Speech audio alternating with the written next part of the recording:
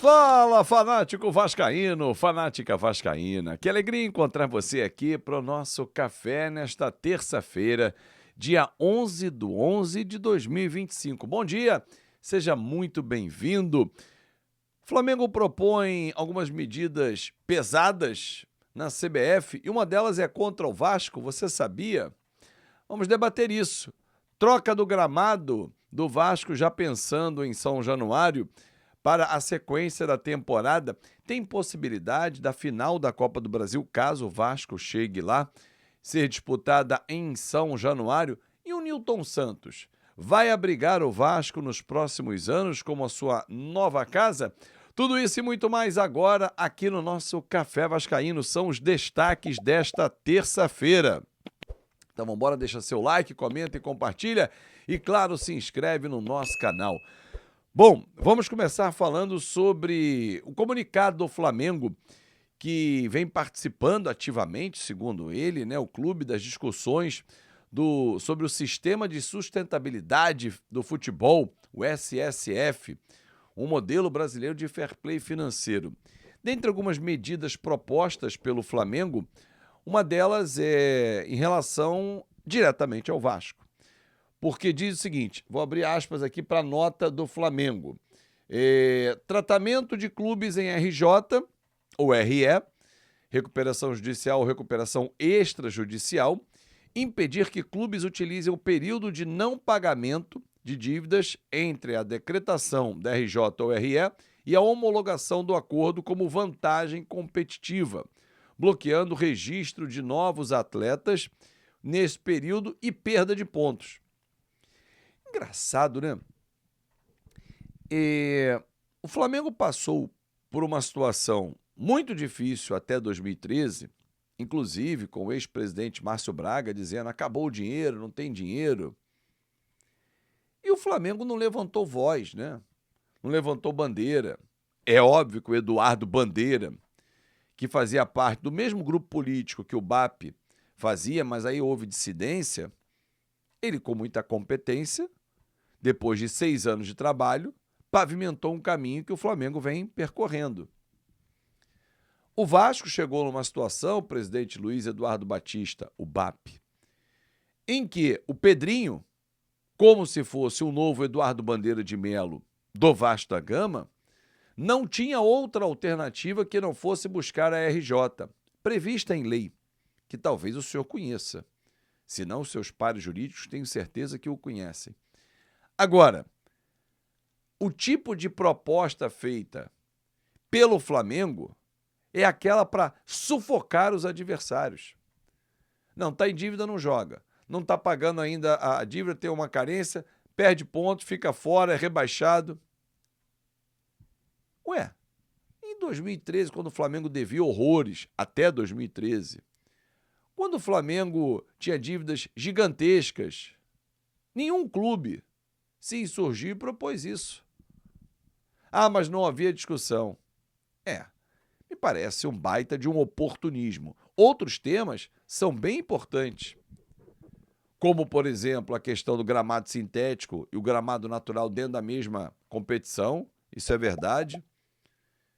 Mas eu não vejo, por exemplo, o presidente Luiz Eduardo Batista, o BAP do Flamengo, levantar a bandeira, por exemplo, da igualdade de condições num processo em relação ao Maracanã. Eu não vi ele fazer isso, por exemplo. Não é de hoje que alguns dirigentes pensam apenas no próprio umbigo e tentam sufocar os outros. Se vai ter êxito, acho muito difícil, né? Porque há um medo de que os clubes se reestruturem, ganhem o seu tamanho devido e façam a competição de igual para igual. Isso chama-se cagaço. Pronto, falei. Bom, ontem parece que o Gabriel Barbosa, o ex-Gabigol, né, porque ele tem feito pouquíssimos gols, disse numa participação dentro do canal Podpah que o Santos não vai ser rebaixado, aí é a torcida dele, que o Cruzeiro será o campeão da Copa do Brasil, também a torcida dele, que o Flamengo será campeão da Libertadores. É a torcida dele e opinião. E bunda, cada um tem a sua, né, galera? Na boa. Vamos ver, dentro de campo, o que vai acontecer? Eu sei que o Cruzeiro teve aqui no Rio de Janeiro, a gente amassou e meteu 2-0 neles. Vamos ver. Aliás, e a propósito,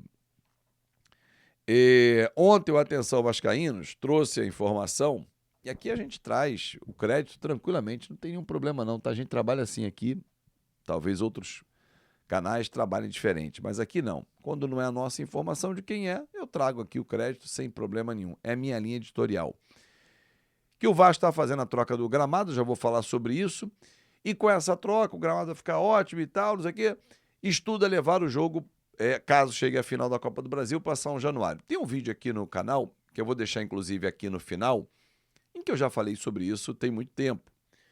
E usei até o argumento que São Januário, se tivesse mais uma final e um título, seria o último deste atual estádio. Então tem um valor sentimental nessa escolha. Porém tem um valor financeiro, você abrir mão de jogar no Maracanã, onde você conseguiria colocar pelo menos 3 vezes o público de São Januário. 1. 2. Você vai dizer ao consórcio Maracanã, olha, esse jogo é muito importante, eu vou jogar em São Januário. Só que você pede para jogar e briga para jogar mais vezes no Maracanã em jogos que o Vasco considera importantes também. Então essa briga talvez não seja válida a comprar. Mas há, dentro do Vasco, uma corrente que defenda exatamente o jogo em São Januário. Vamos ver se vai acontecer. A Greenleaf, que é a empresa gestora do gramado, né, que cuida do gramado de São Januário, recomendou a troca do gramado. Eu consultei uma pessoa da diretoria do Vasco, conversei com ela ontem rapidamente via WhatsApp e perguntei, olha só, nessa troca, isso significa que o Vasco vai demorar a começar a reforma de São Januário, porque já está pensando na troca do gramado, que só seria pensado para a reforma, né, com o novo gramado.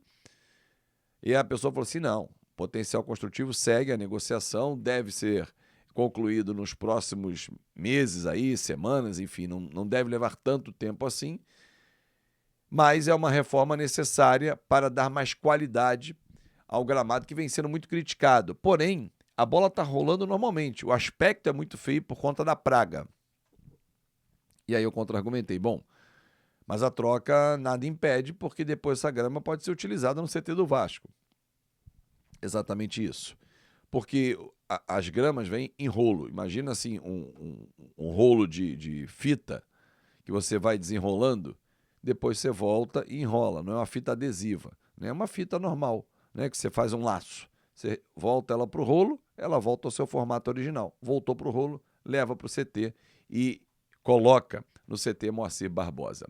Bom, para fechar, o nosso tema principal do vídeo também, que para mim não é nenhuma novidade, também trouxe um vídeo em setembro, né, há 2 meses, também vou deixar aqui, ó, ele vai aparecer no cantinho bem aqui embaixo, sobre a negociação com o Nilton Santos. Um fato novo, trazido ontem pelo jornal Globo, pela galera do Globo, foi o valor do aluguel.